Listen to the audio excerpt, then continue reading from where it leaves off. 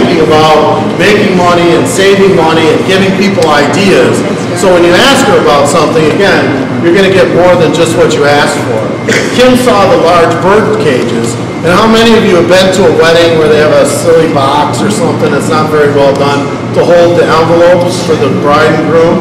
Well, Kim saw that beautiful bird cage we have, and we have several of them that would hold a very nice envelope size. And she just added the bride and groom sign. It'd be fun, but a nice little rental idea.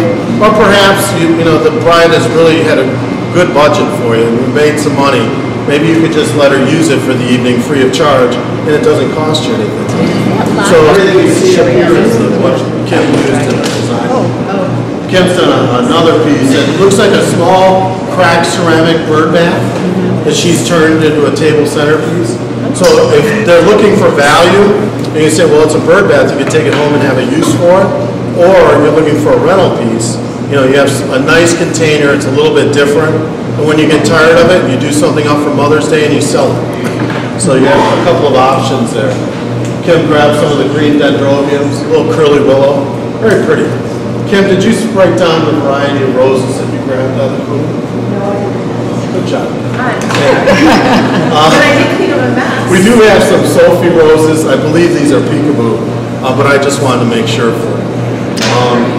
Again, now Kim has used the mauve brillianthus lisianthus. Beautiful, isn't it? A very, very full flower. But I have to tell you, there is a variety. Go ahead, bring that attention. From Rosa Prima, and we're starting to get into Rosa Prima roses. We've had them for a long time, but we're really starting to push them. It's called Purple Haze. It's a really pretty lavender. It's a little darker. It's a blue lavender. But get this, it has, and of course, just for Mother Nature, at the right time of year, has a touch of hot pink on the outside petal. It's a gorgeous rose. But Purple Haze from Rosa Prima. It's important to know that it's Rosa Prima. I've had Purple Haze from several growers. I don't like the ugly rose. But from Rosa Prima, it's a fuller head. And it all has to do with where it's grown. Rosa Prima is located in just outside Quito, Ecuador. And the ranges are up in the mountains. So you get much bigger head sizes with the cool nights. It takes longer for the rose to develop. Beautiful. Much richer color though. Whenever you see it in the cooler, when you look at it, any pinks will look pinker, purples will look more purple, everything right down the line. Beautiful roses. Now Kim's taken that wired mesh cage. Perhaps it's a beautiful Victorian wedding. And she's taken one of the Lomi risers, glued it in the bottom of the top of the cake holder, and then just set the top right on top. Okay? So it's much easier to design with. You can even, maybe you can find a way to put a candle in there, I'm not sure. But I love the way it looks, very beautiful garden look. Do you see this light blue delphinium? Isn't that wonderful? Now we've had so much trouble with delphinium. Those of you who were at spring training know that we're now bringing in Volcafreedom from Equiflora. It's greenhouse grown out of Ecuador, and it's a beautiful, consistent Volcafreedom. It's beautiful. I don't know if we have any in the cooler, do we, Jan? We do have some in the cooler now, if you want to see it after the show. But that's the electric blue, right? This, the baby blue that Kim has used in this arrangement from Esmeralda. Isn't that wonderful? Now, it's in the hybrid family, but it has a more consistent stem. So you don't have that huge stem that's the size of your thumb. It's a much smaller stem. But you get a very consistent light blue out of it, almost a periwinkle, right? That gorgeous flower, really nice stuff. Yeah.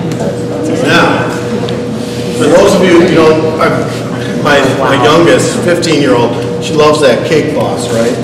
And I've seen the trend on the cake boss. A lot of people are doing cupcakes instead of cakes, formal cakes. A, you don't have to pay the hall to serve it, right? You just go up and grab a cupcake. B, you can offer variety of styles. So you can get the red velvet, or you can get German chocolate or cheesecake. So you can mix things up a little bit. So Kim was saying that, well, I could do this on a cake stand as a substitute cake.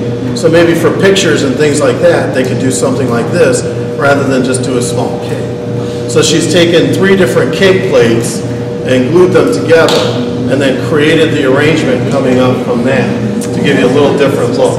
She did a nice job, didn't she? I'm going to set this down because I am going to drop it. Just to push that garden theme just a little bit further. Kim has filled that vase with sphagnum moss, with green sheet moss, and put the oasis in the middle. So it looks like a very natural look when you're sitting at the table looking at that, right? Some beautiful spring arrived roses again, brillianthus, stock, wax flower, that beautiful hybrid painted wax. Very nice. You like that piece? Yeah. Very nice. Once again, it's just about giving them options, right? I mean, you could say, well, do you want just to have a bucket of flowers that they could throw on the cake table or something like that? We could leave you some loose flowers, or we could do a design for you.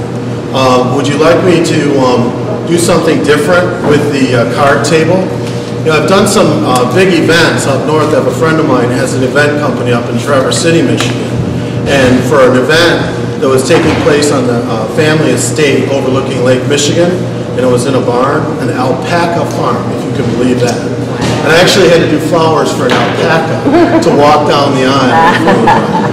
These people really, I don't know.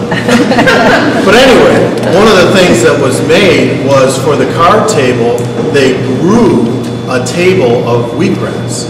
So an 8x4 table of wheatgrass, and then they put the cards in the wheatgrass. So I mean, there are people that want to do something different and stretch it to the extreme, right? So that was a great idea. So if you want to do something to decorate a card table or something like that, you limit yourself if you don't at least suggest something. So give it a try. Ask them about something. Here's a couple, again, if you're going to do something for a garden-themed wedding, why not use garden ornamentation, right? So Kim has done that, grabbed a couple of beautiful Eiffel towers. She's finishing one off right now. It has the spherical effect that I think is very popular in design today, where you see the rose balls. We don't carry them in 4 sizes and 6 different colors for nothing. We sell them all. People love them. They're fun. They're different. You can add it to a table, or just a little bit more color, or that could be part of the centerpiece. So I think Kim was right on by choosing that style and doing a piece like that. And the nice thing is, as a tall centerpiece, it's still very visible where you can see through it and see the people on the other side. Just a little bit different, right?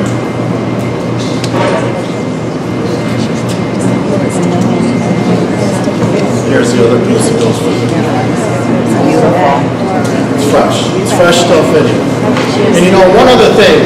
Do you know what the #1 phone call is to, who's the turkey? The Butterball. They have a 1-800 phone number for Thanksgiving, in case you get into trouble cooking a Thanksgiving turkey. The #1 question that's called in every year, how long does it take to thaw out the bird? Which on Thanksgiving Day, well, if you want to know, to open up the roses, now you can't pick them up from me on Friday and then have them open on Saturday. It's not, then you're kind of like the guy standing outside the Art Van store. Remember that commercial? Open. It's not going to happen. And you can make the water as hot as you want. You can steam it, put it in the shower. They're not going to open. So give yourself a few days, right? 4 days, 5 days, and let them open. If that's what they want, that's what you can give them. David, do you make one of those cherry brandy ones? Okay. That didn't work out very well. Yes, ma'am. Do those so you can put the bow inside? Yes, they actually do. There's it's hinged and it pops over.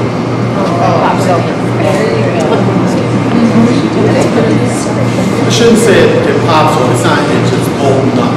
There's 3 bolted nuts on there. You just clamp it down and you're good to go. So you can design with it, then have somebody else come along and get it too. Okay? Remember, the question was envisioning a much bigger table than we have here. On this one, I like the use of the butterflies, where she's added a little bit of a natural element, especially if it's an indoor garden theme. Adding some butterflies help bring the outdoors in, right? So that's what she's done here. Very simple addition of tulips. Please be careful with your tulips. Although tulips technically are available year-round, there's still the peak season and then the not-so-peak season. So the springtime is the best time to sell spring wedding. Otherwise, honestly, if you had a chance, I would use silk. Tulips are excellent soap item, permanent botanical, that really does transcend into fresh wood. Use some fresh hydrangeas, some soap white tulips, and you're all set. No headaches, much easier to work with.